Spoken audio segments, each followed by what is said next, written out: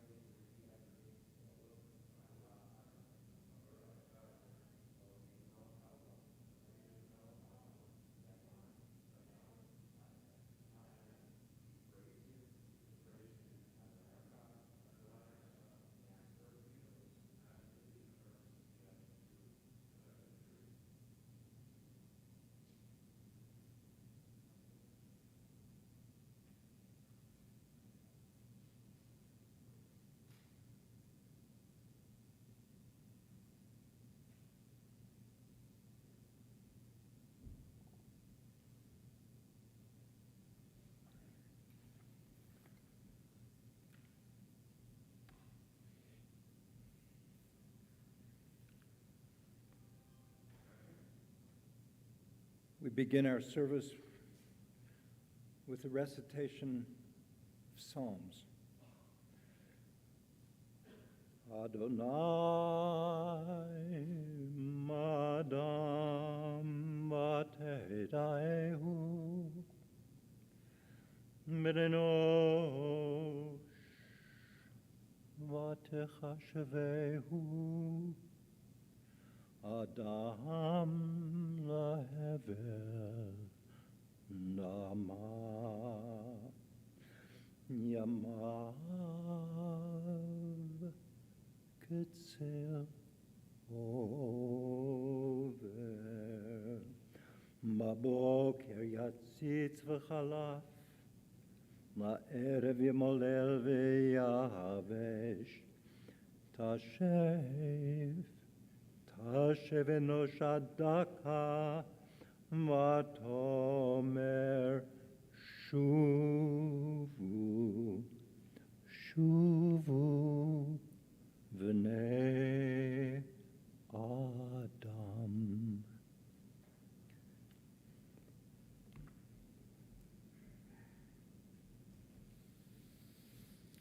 Adonai roi lo echzar bino dedeshe yarbitzeini almei menuchot yanaleini nafshi yeshovev yancheini v'magleit tzedek leman shemo.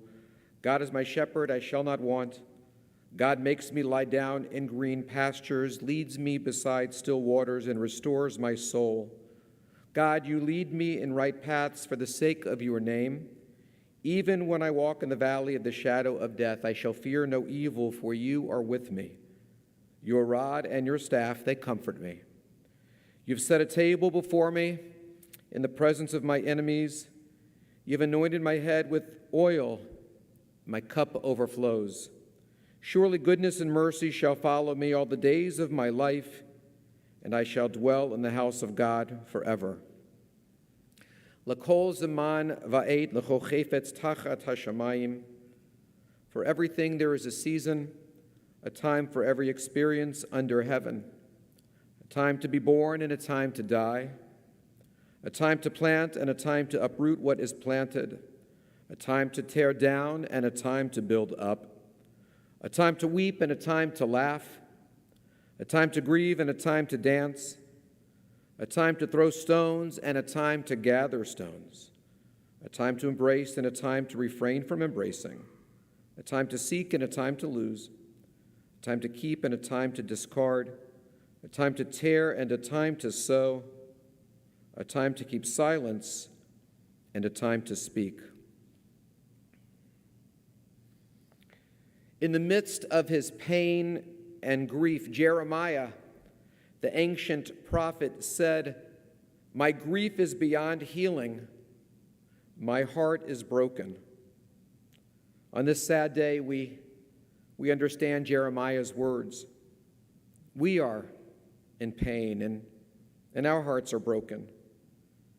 At this moment, we wonder, are there any words in the universe that can bring us comfort?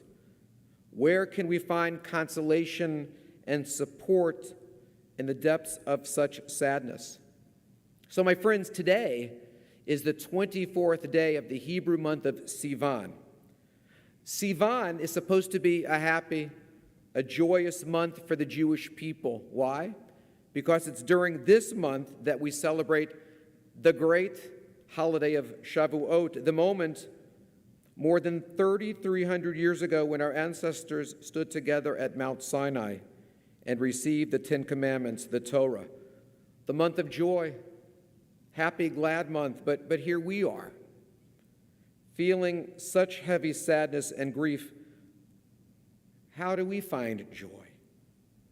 Where is that happiness when our hearts are shattered? Where's the light in the midst of such darkness? I'll tell you exactly where it is. Look around. It's right here. It's in person. It's virtual. It's in the hearts, in the lives, in the souls of the people who loved and were touched by Joel Reish. It's in the hearts of so many people who shared such sweet and loving comments on Reish family Facebook pages, hundreds of comments last time I looked in the car, and while I was parked here at the synagogue, and on the Dressler's page over the last couple of days. It's in the hearts of so many friends and colleagues who loved and adored Joel. It's in the hearts of so many who had the joy of having Joel be such a strong presence in their lives. A good, intelligent, generous, adventurous, knowledgeable, funny, witty, and thoughtful man was taken from us in the prime and vibrancy of his life. No matter how hard we try to understand and comprehend what has happened, it hurts. It feels surreal, incomprehensible. It is with heavy hearts and sadness, surrounded by so much love and support, we say goodbye to a father, a son, a brother, uncle, cousin, dear friend, Joel Reish, Yosef ben Moshe Verachel.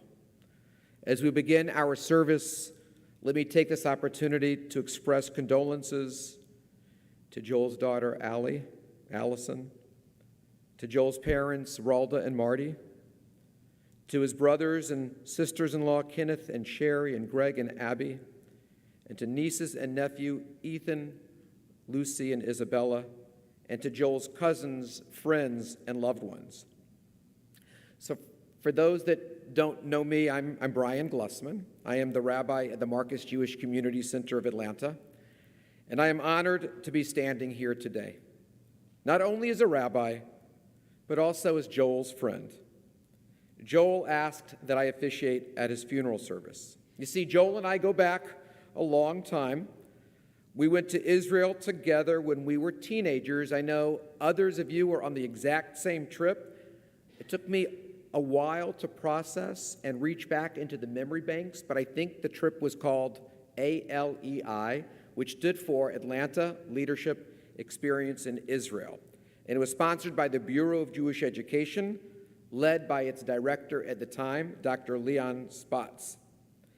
Now, Joel and I both had bright red hair. I don't know that mine is so bright and red anymore, but we both had red hair, and we had the opportunity to be called Gingy throughout our trip. That was the Israeli way of calling someone a ginger. So both Joel and I became Gingy throughout the trip. Now, Gingy was supposed to be a term of endearment but it didn't feel so endearing as Israelis were like rubbing our heads and pulling our hair and calling us gingy throughout. So Joel and I sort of bonded because of the ginginess that we shared.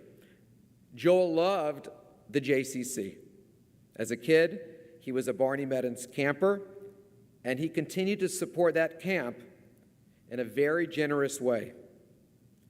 And I frequently saw Joel at the JCC following one of his many workouts or exercise classes. I always felt jealous because I worked at the JCC, and the fitness department is literally 25 feet from my office, and he was there way more than I was, always doing something workout-oriented. But most often our paths crossed at Kroger in Dunwoody, which is where most of us go for our social interactions anyway. And while my goal at Kroger is to shop quickly, covertly, without being detected by another human being, Joel loved to schmooze. He was never in a hurry. He always wanted to talk and reminisce and share, and it was always so nice to catch up with him. Before we continue our service, we'll now hear some personal words from the heart from family members and friends. And first, I invite brothers Kenneth and Greg and daughter Allie to come up.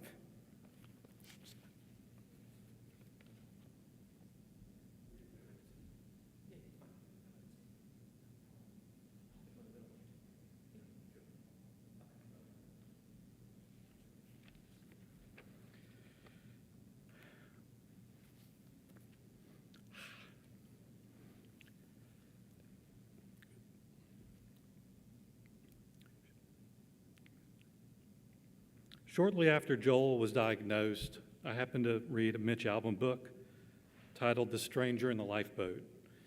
In the book, there are 10 survivors of a ship that exploded, and the story is told through the eyes of one of those survivors, Benji, as he writes in a journal to his wife, Annabelle. Towards the end of the book, Benji has a conversation with God that hit me as very relevant to Joel's situation. It goes like this. God says, when someone passes, Benjamin, people always ask, why did God take them? A better question would be, why did God give them to us in the first place? What did we do?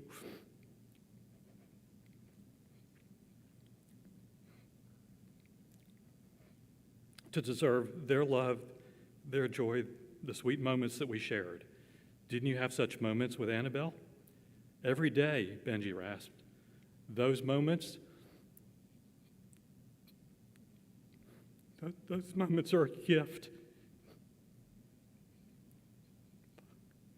God replied.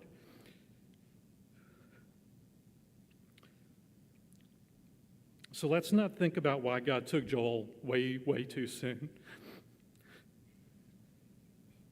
Instead, let's ask, why did God give him to us? What did we do to deserve him?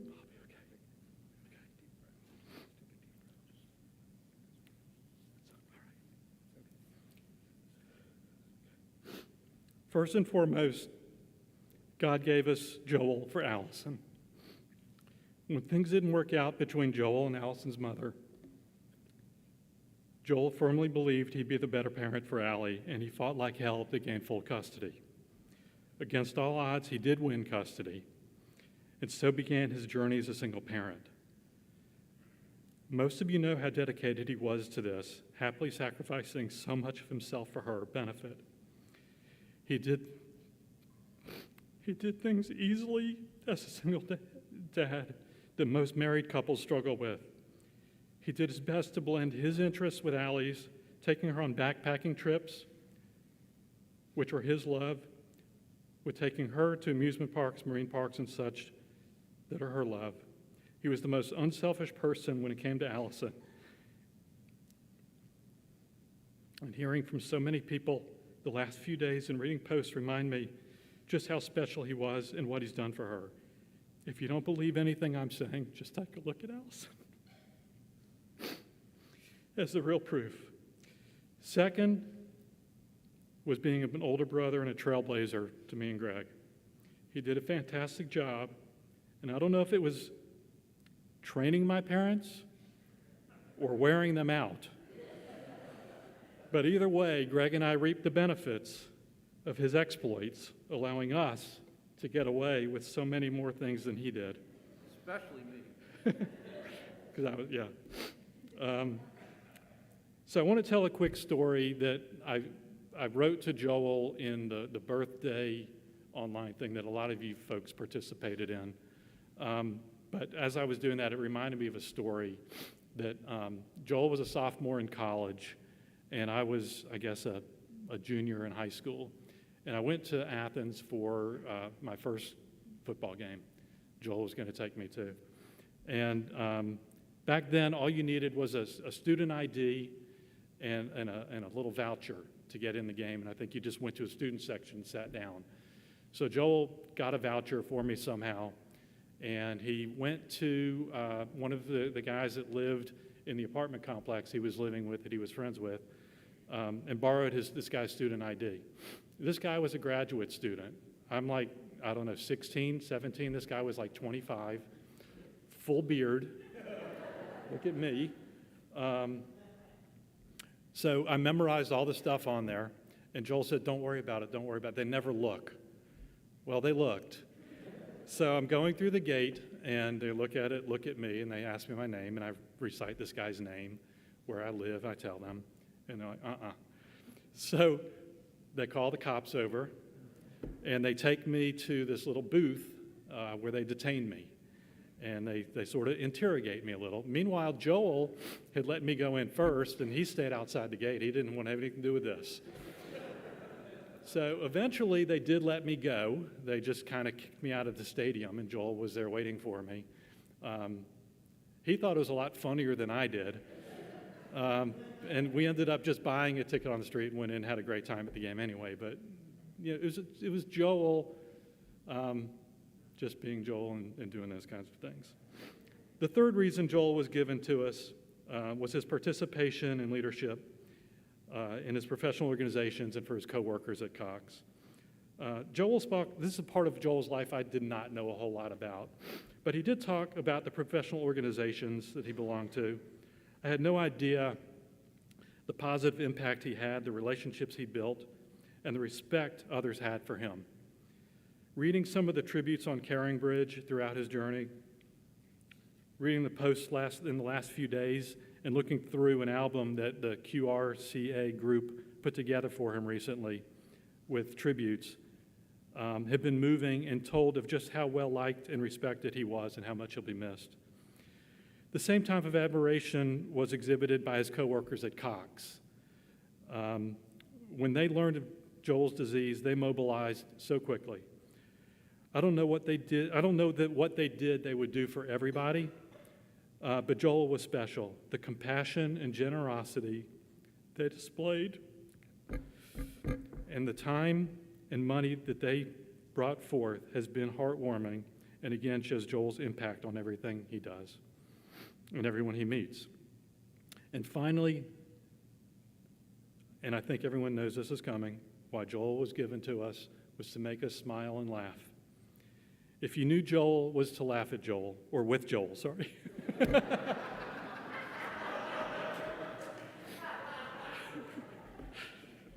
That really was not planned. So many people have commented about his quick wit. It says with. His storytelling abilities. He put together a document laying out his final wishes, and one thing he stressed is that he wants this to be a celebration of his life with lots of jokes and laughter, even if it's unintended.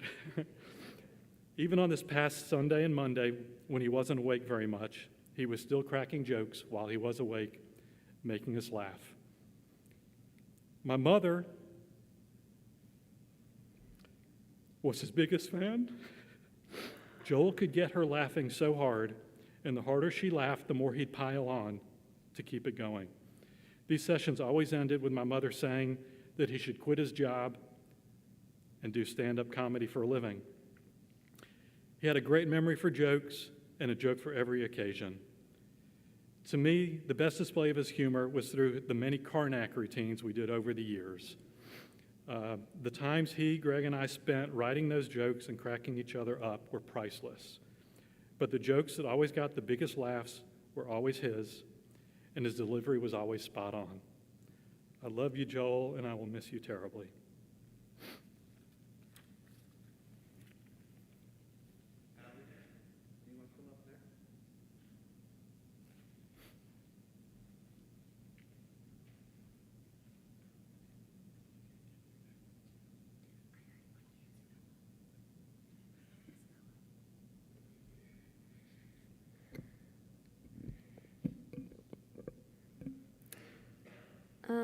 Okay, so as has been mentioned, my dad wanted this to be more fun, so I wanted to start with a story.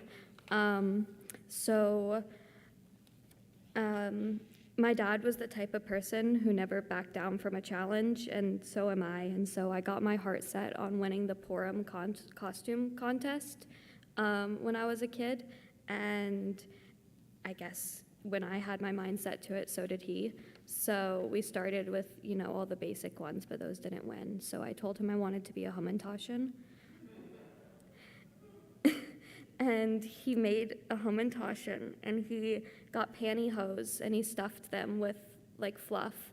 And he made a big triangle that hung around my neck.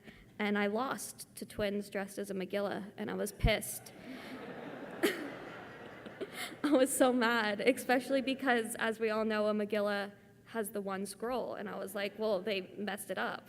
So obviously, I told my dad that night that next year I needed to be a Megillah, and he started coming up with how to make me into a Megillah right then, and he got one of those big tubes from Home Depot, giant, and he put me inside of it, and he cut one hole for my arm, and he put a dowel on it, and he had a piece of fabric as the scroll, and I had a little hat, and I won.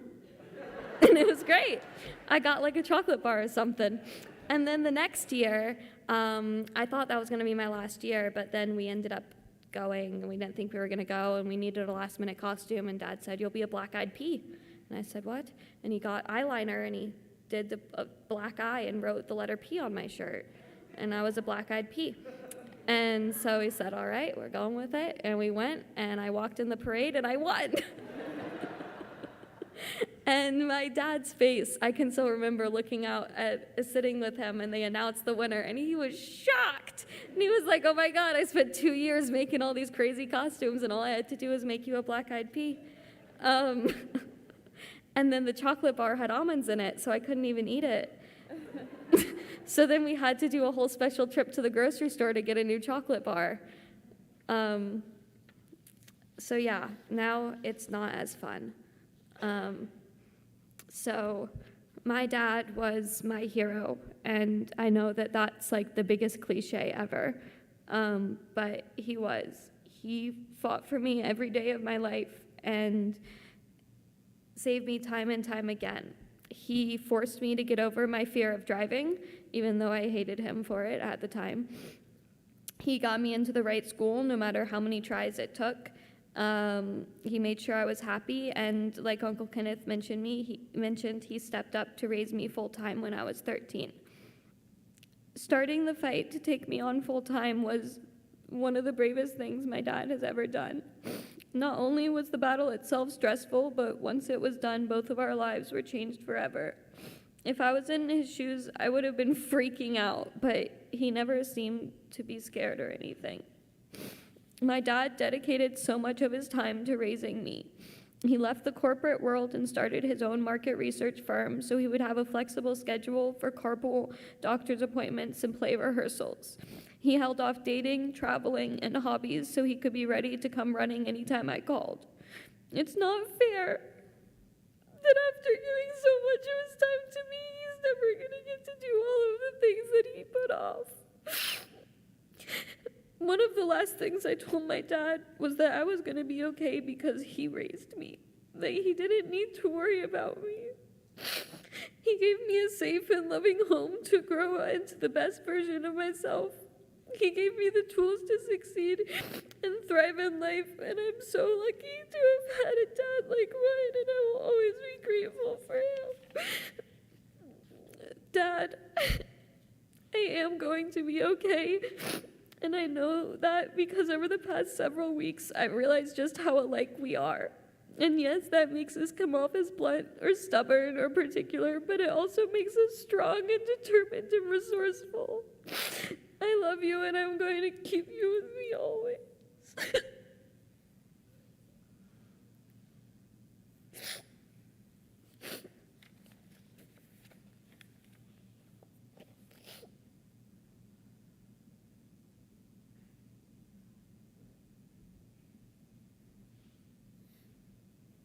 I'm really glad that all of you came out to celebrate Joel's life and his memories, especially in weather like this. It reminds me of the time that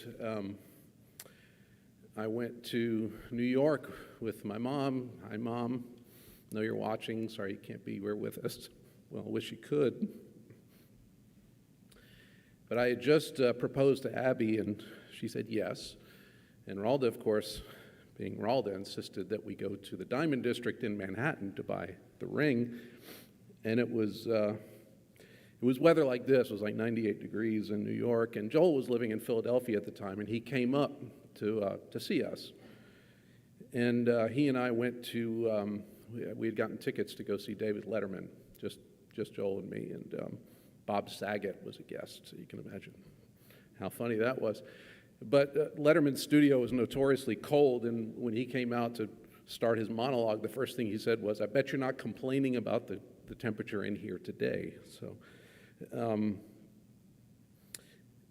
Joel and I were a little over 5 years apart, so we didn't exactly grow up together.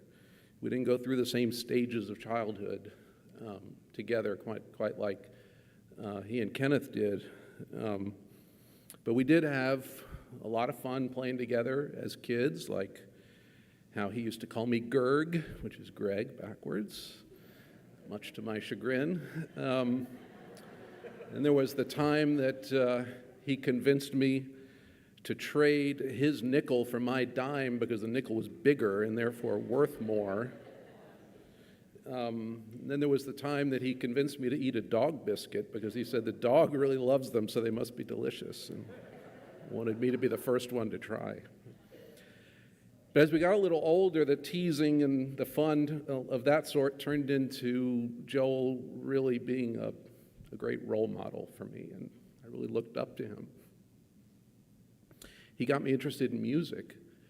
When he was in high school and he was playing bass and playing guitar and stuff, he was my first guitar teacher.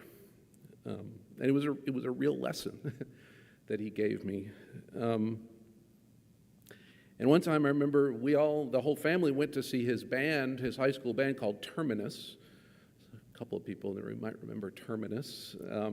They were playing, I don't remember, it was a Lovett high school dance or something like that. And I was so impressed to see Joel up there, in a rock band playing bass. And later that night when we came home, I overheard a conversation that I'll never forget because, I had similar conversations in the years to come with my dad where he said, "Joel, why did it have to be so loud?" and Joel's answer was something that's always stuck with me. He explained in great detail that, all the other instruments have to play loud enough to keep up with the drums. And the drums have to be loud, you see, because the drummer, when he strikes down, if he does it with enough force, then the stick will come back up on its own, and it doesn't take extra effort in the part of the drummer, so that conserves the drummer's energy. And it all sounded very logical to me at the time, but it didn't take that long before I thought, I think this is Joel's own brand of logic. But if Mom and Dad go with it, then maybe I'll just let that ride. Joel, obviously everybody knows about Joel's sense of humor and his joke telling and so on. But I want to just put a little different spin on it. One of the things that I enjoyed most about time I spent with Joel and memories I'll cherish is actually sitting and laughing with Joel at comedy. He loved comedy movies. He loved, certain sitcoms and so on.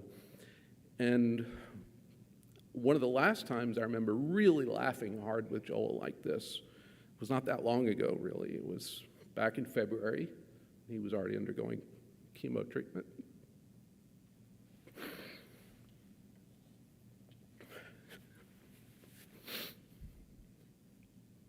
Give me a second. I was staying at his house. Thanks, sweetie.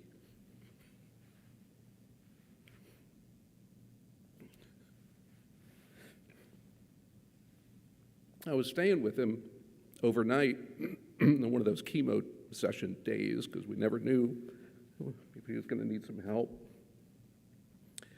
And Joel was feeling a little energetic, and he had been talking to me about watching the remake of National Lampoon's Vacation. And I thought, oh gosh, this movie's got to be terrible, right? I mean, the original's not that good, even though we quote it all the time. I said, the remake's never that good, but he had it, I said, is it streaming? We got to pull up Amazon. No, I got it all loaded on my hard drive, don't worry. So we sat together on his bed and watched National Lampoon's remake of Vacation with Ed Helms, which turns out to be an unbelievably funny movie. Definitely Joel's humor, but it hit with me too, and we laughed so hard together.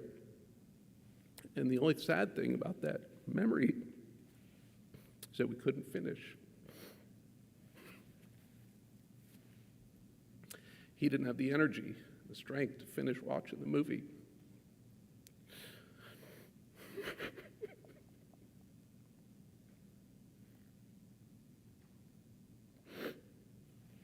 But I'm going to watch it again and again. And I'm going to laugh at all the raunchy jokes. And I'm especially going to cherish the second half because I know he'll be watching too.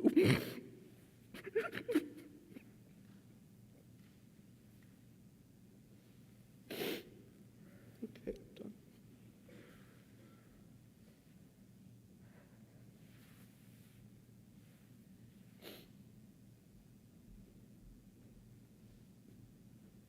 Thank you, dear family, for such heartfelt, beautiful words. And now, dear friends, David Cooper and David Alexander.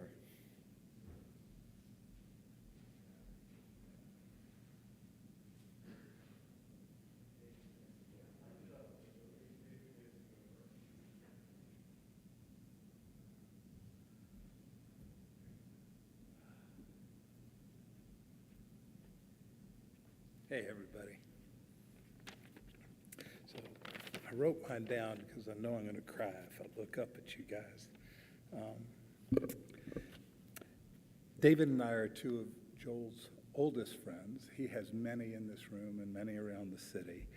And we are his other brothers from other mothers, David down the street and me up the street, and the street we grew up on. I'm a psychotherapist. David is an attorney. Joe would say many things to both of us about our professions, but along with us being among his oldest friends, he always would say that he felt fortunate to be bookended by two counselors who he would call frequently for advice and guidance, and sometimes he would consider it.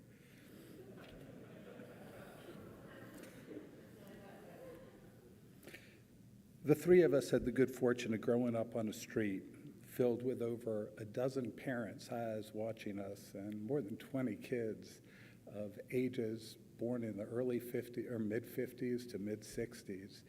And we were right in the middle of that pack. So we had examples of what we wanted to do, what we didn't want to do, and our parents knew about some of those things. Our street, Judith Way, was home to the Coopers, Lebedins, Schmerlings, Dorfmans, Taylors, Copleys, Mendels, and Alexanders. Growing up among all these parents and children gave us our initial orientation to how to navigate this world, much as Joel gave it to you. David, Joel, and I got to share journeys from early childhood through elementary school, summer camp, BBYO, high school, colleges, marriages, becoming parents, and watching our own parents become grandparents. Most recently, we spent a lot of our time talking about life cycles, about our own aging, about Joel's illness, about our parents' aging, about our children growing up and becoming young adults, and we felt fortunate. Joel was fortunate to have and maintain many lifelong friendships along with ours. For the most part, Joel followed his own path in life. He had a passionate relationship with many people, in fact, most of the people in his life, and especially the women in his life, including you, Allison. He never sought what was soft and easy. He often wanted things to be challenging, and he reveled in facing those challenges. Though not always easy to understand his need for such challenges, Joel thrived when presented with the opportunity to debate somebody's opinion. Joel loved music. He was a talented musician. Joel enjoyed the shared comedic sense of so many, especially Jerry Seinfeld and George Carlin. They both seemed to suit his view of the world. Joel took great pride in his work and the many professional roles he held in his associations and memberships. He was known and appreciated by friends, relatives, and colleagues, often for his comic relief, his wry insights in explaining how their life could be better if they listened to him. Joel had a deep sense of what was right and correct. He would gladly delve deeply into his insights, especially if he thought that you either didn't get it or needed to be educated. Joel was passionate about many things, but at the top of that list for the last 21 years was being the best dad. There was nothing that meant more to him. Thanks. He loved his brothers. He would speak of you often when we got together and let us know what was going on in your worlds. And he admired Joel's worlds. He admired Joel's wives, and he loved being uncle to Ethan, Lucy, and Isabella. Joel enjoyed being in nature. He really enjoyed his yearly trips to Hilton Head. In later life, he found joy in the wilderness of Yosemite. His passionate approach to solo camping experiences stretched him to challenge every fiber in his body. Joel would tell me tales of the physical limits he would push while hiking that would curl my toes. And as I'd sit there with a grimace on my face, my toes curled, Joel would do that thing he does and tilt his head, open his eyes, raise one eyebrow, and go, "What?"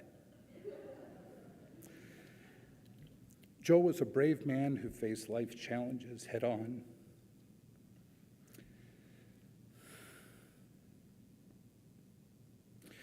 With an unyielding resilience. Joel will be part of me, will be part of us, part of y'all, for the rest of our lives. Hoping whatever lies beyond for Joel is filled with good music and hearty challenges that'll make him smile.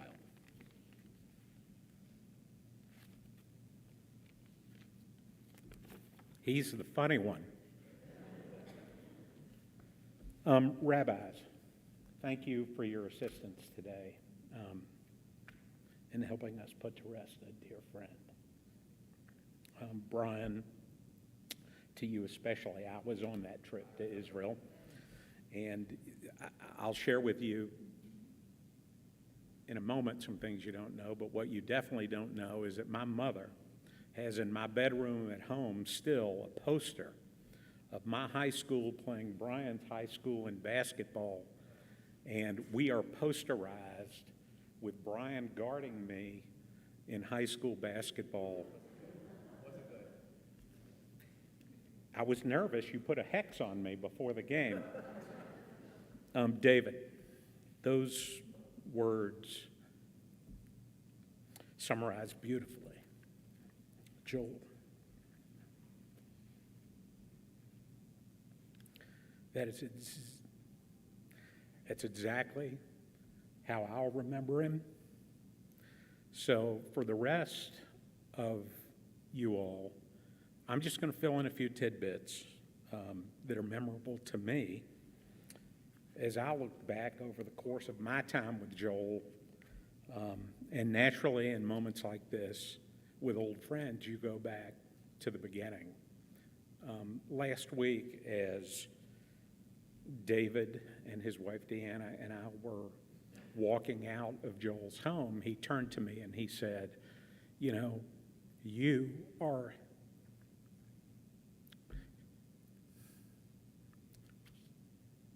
his oldest friend."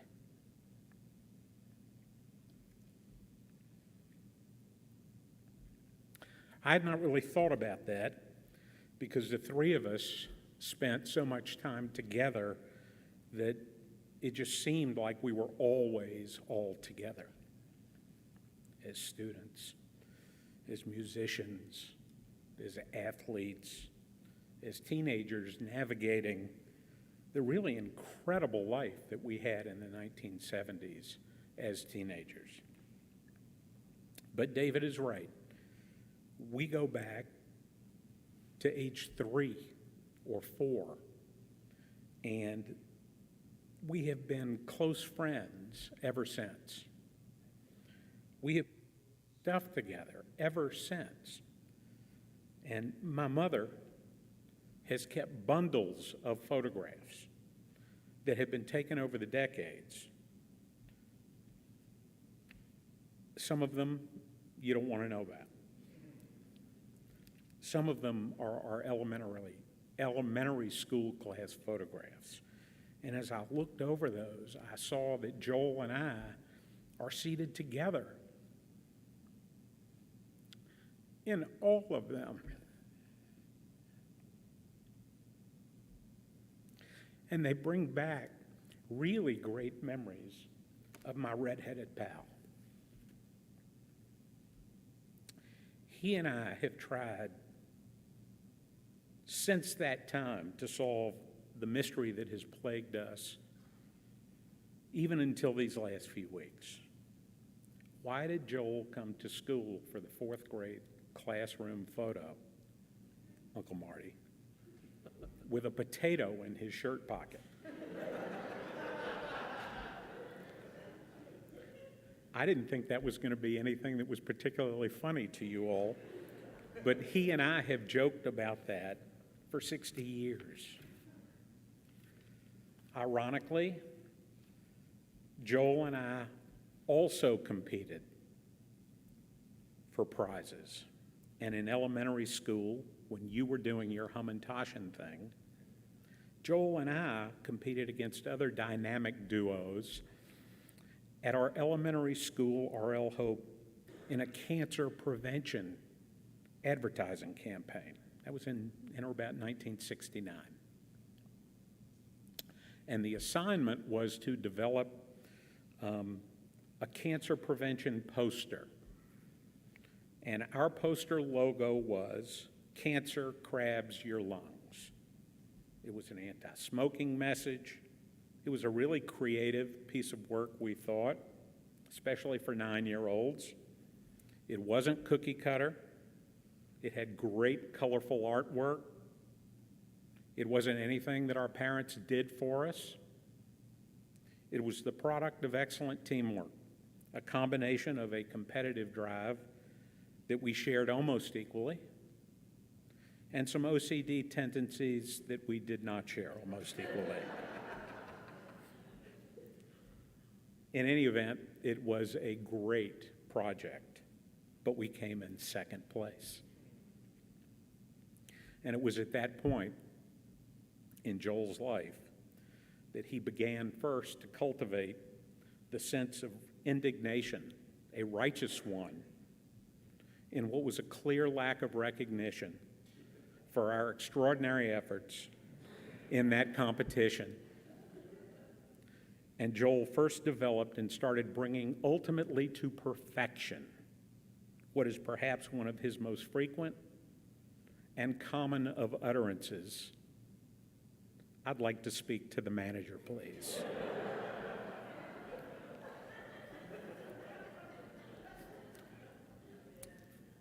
Joel was, in fact, a great teammate.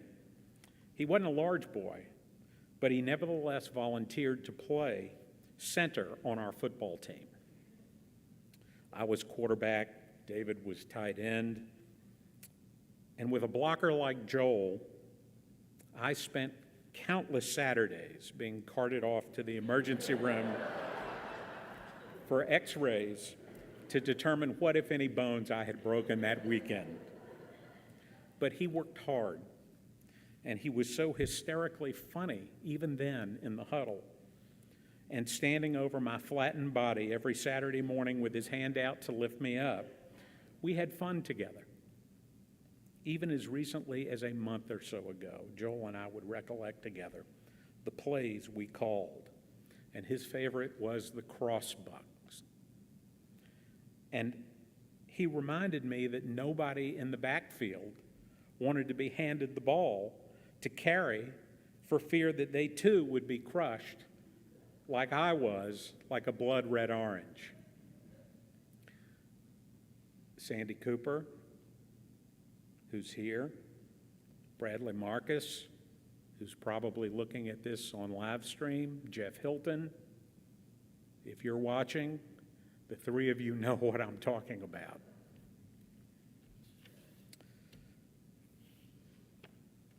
David noted, Greg noted, others, Kenny had noted, that Joel had a deep love for music. He was a really great musician. Many folks talk about his proficiency as a bass player or as a guitar player.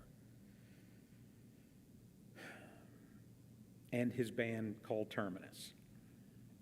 And I was pleased yesterday to see on the Facebook, after the news of Joel's passing hit the wire, some fond remembrances of him from Ed Magruder. And Ed, I don't know if you're here or if you're watching, but Joel relished the time that he spent with you and your buddies in Terminus.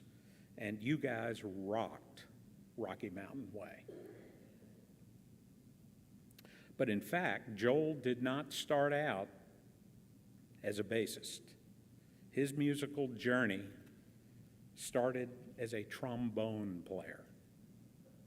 I am surrounded by trombone players, and he was quite good at that too. Allie, you may not even know, but with Joel as a trombone player and I as a clarinet player, we and others cut an album, a vinyl album, in the late 60s as part of the Highlander Band, and that album is floating out there somewhere in this world, perhaps to be found by you one day. Douglas, I know you're here somewhere. You may have that album. You may be the one that has it. Although the song selection is hardly inspiring, your dad will always be, due respect, my favorite trombone player.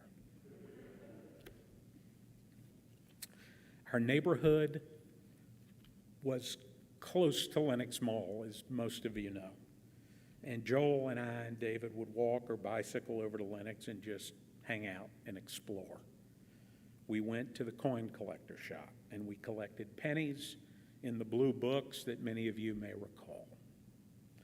If we were lucky, our folks would let us get a cone of ice cream at Dipper Dam, the ice cream shop at Lenox, and not to be missed, Joel formed his wonderful talent at playing practical jokes with time spent with whoopee cushions and the handshake buzzer that he got at Eddie's Trick and Novelty Shop. And he loved the movies there too. We would go to Lenox and watch any movie our parents would let us see. Action movies and James Bond were some of our favorites. We just spoke 2 weeks ago about trying to get together with David to go see the new Top Gun movie. And because of his physical condition, we just couldn't accomplish that. We couldn't make it. But what we were able to make happen was being great old friends, dear friends who could just laugh and laugh and laugh with him and at him, and especially at the really horrible jokes that Uncle Marty would tell. Uncle Marty, those were horrible jokes. But we loved your horrible jokes, and we loved hanging out in the house with you and Aunt Ralda, listening to you share them. He loved and respected you deeply.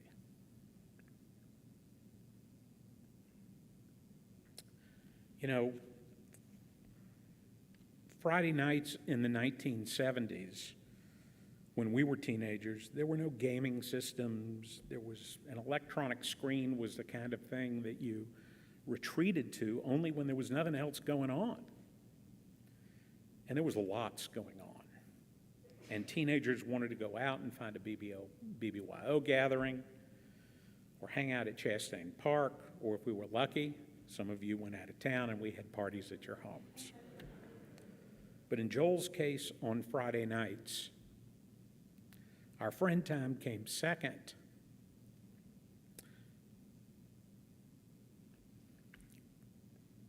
To his family time.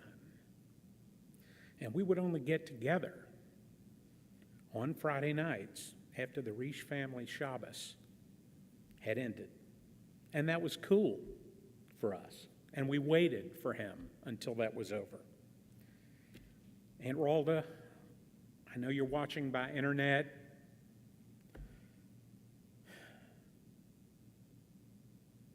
We're all thinking about you today, and we all hope that you will be on the mend quickly and as fully as you can get there. Joel's devotion to his family is a testament to you.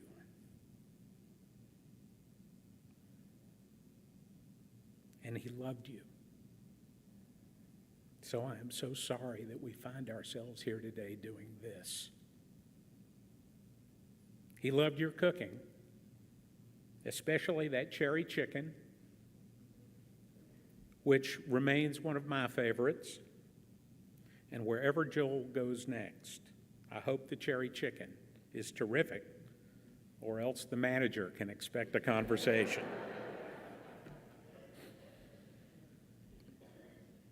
Allie, I'm hopeful that the special closeness that is within the Reish family is something that continues for you. Your uncles, Kenny and Gerg, are like younger brothers to me and to David. And along with their wives, they each and all are very, very special people. They are kind, they are warm, they are friendly, they are funny in their own right. And when you are around them, as you have been most recently, you shine among them. To Kenny, Greg, Sherry, and Abby,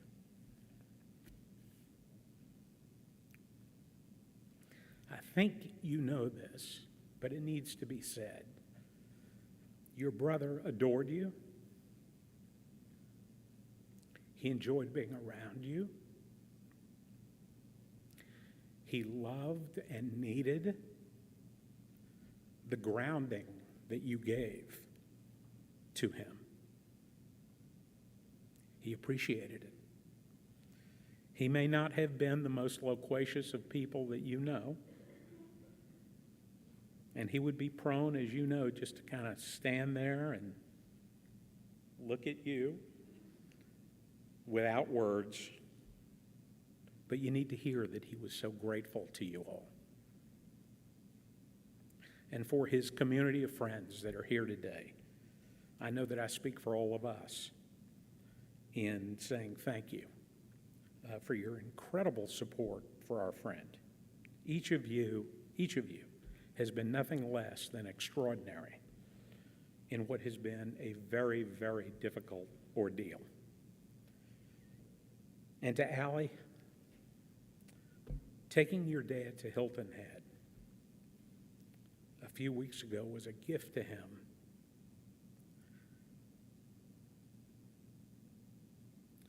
That you may have found tough to give at the time because his physical condition was so impaired.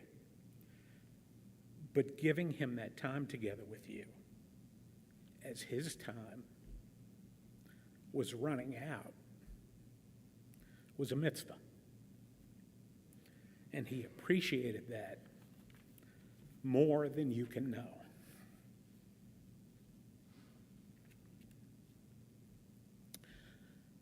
Sweetheart, we can't possibly share with you today all of the really good stories and memories that we have of your dad. So I'll just say in that regard, he was easy to befriend and to remain friends with.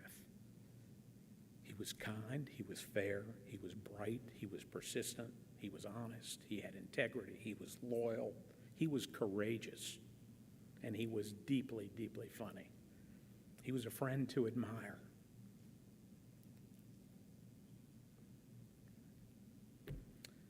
Lastly, to my friend Joel, you deserve to be complimented for your most excellent choice in friends.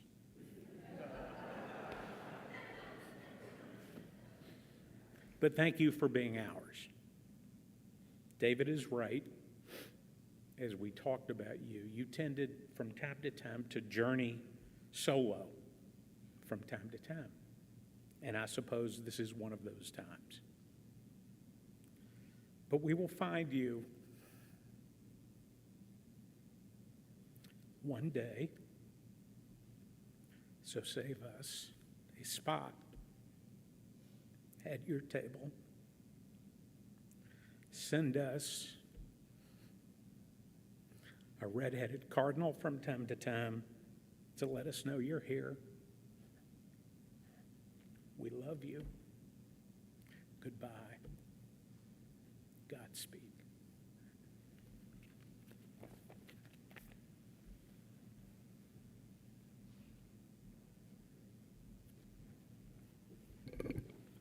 Thank you, David and David, for such powerful, eloquent, meaningful words as you so beautifully captured Joel's essence and quality of character. On Monday, I visited Joel and his cats at his house. And Allie, I saw the beautiful montage of framed pictures that you had made for your dad on Father's Day. It's quite beautiful. Joel and I had a short but powerful conversation. I said to him, Joel, what's going on in your head? What are you thinking about? Tell me your thoughts. Joel told me that he was not afraid to die. He told me that he'd had enough. He told me that he fought as hard as he could, but didn't have the strength or energy to continue. The treatments were debilitating and just causing him too much pain. But most importantly, Joel told me how proud he was of you, Allie. Your dad was so proud of your strength and your courage, your resilience, your accomplishments and independence. You were the apple of his eye. Your dad told me how much he loved you and how lucky he was to be your dad.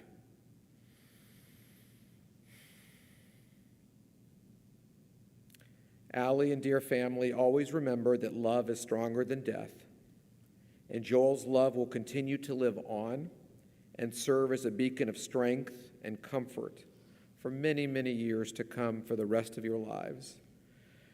Joel's death leaves us, especially his dear family, brokenhearted and torn apart at the thought of his unfinished years, but we are also extremely grateful for so many wonderful, enduring, and loving memories. And while the light of Joel's physical existence has faded, we know that his aura, the light of his soul, his goodness, his intelligence, his quick wit, his kindness, his love of the outdoors and backpacking and music, his sweetness, his love of family, it will all continue to live on and serve as inspiration to family, friends, and community, encourage all of us to live better and more meaningful lives. As we now say our final goodbye, let us also take comfort in knowing that Joel is no longer in pain. He's at peace. Zichrono livracha. May Joel's memory be for a blessing, and together let us all say, Amen. I ask you now to please rise for the El Maleh, the memorial prayer.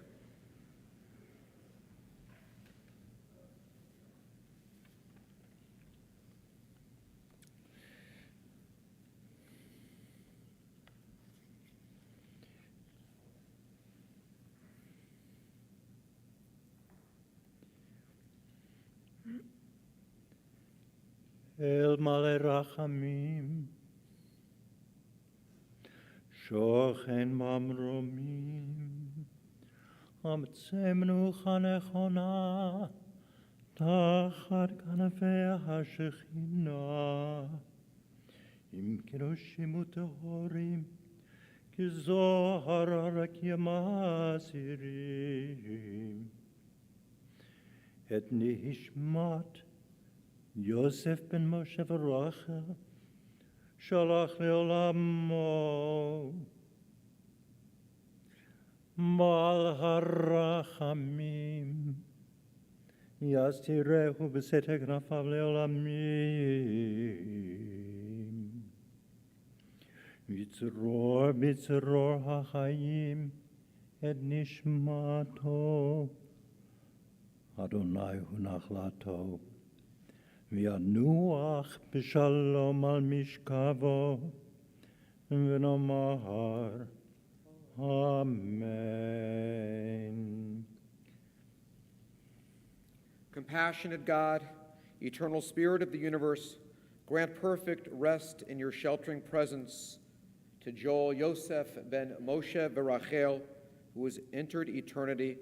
O God of mercy, let Joel find refuge in your eternal presence, and let his soul be bound up in the bond of everlasting life. God is his inheritance. May Joel rest in peace, and let us all say, Amen. And now the mourner's Kaddish.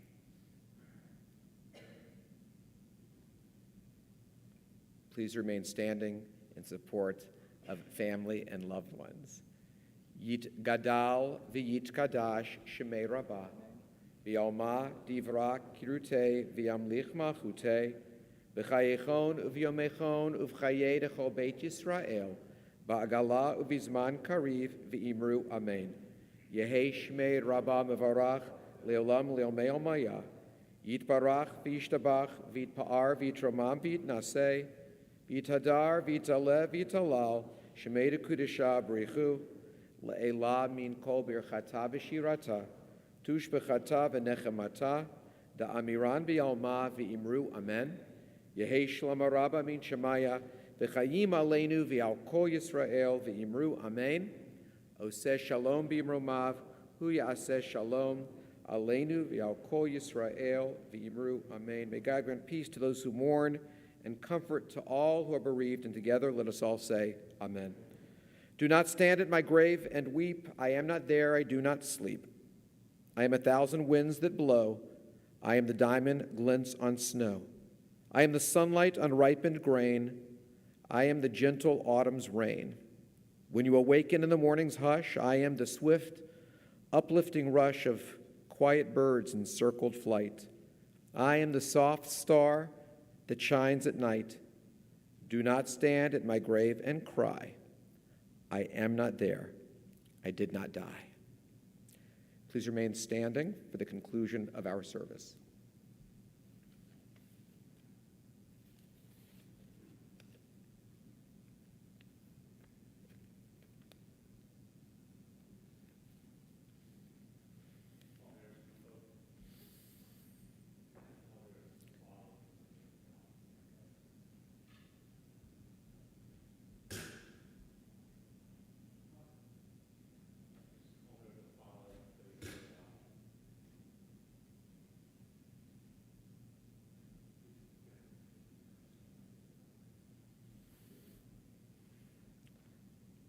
Private interment now follows our chapel service. Makom yinachem etchem betoch sha'ar avlei Tzion v'Yerushalayim. May all who mourn be comforted among the other mourners of Zion and Jerusalem. And together let us all say, Amen.